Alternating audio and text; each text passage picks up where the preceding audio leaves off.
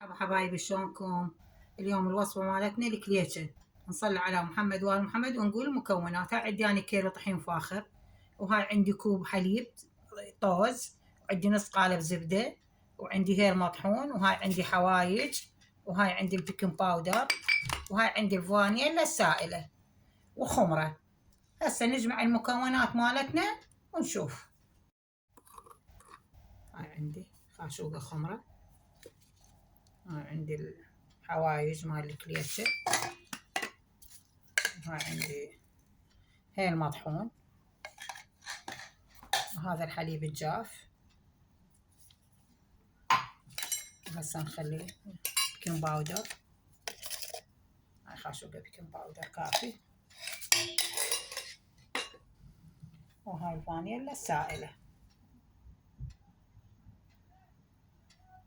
كافي، هذا ملح. هسه نخلط المواد هاي الجافة.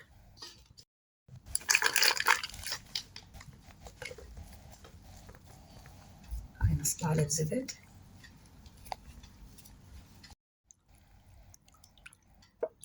هاي دهن نص كيلو،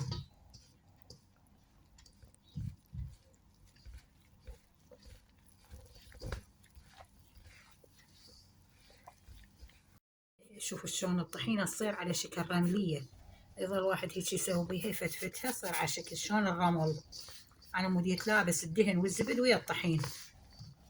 هاي قبل بيبياتنا وامهاتنا كلهن هيك نقول نبسه الطحين.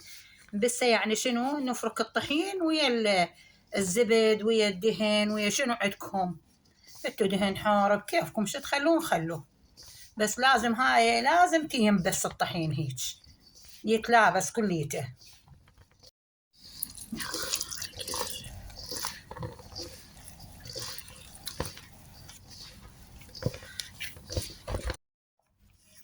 وهاي عيني جوز دا ألفه، وهذا التمر.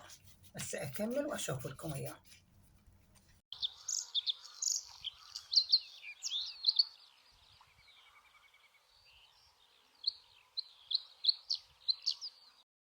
هاي الكليشة مالتنا انتهت حبايبي. إذا عجبتكم وعجبكم الفيديو لا تنسوني باللايك والاشتراك وسهامكم والعافية.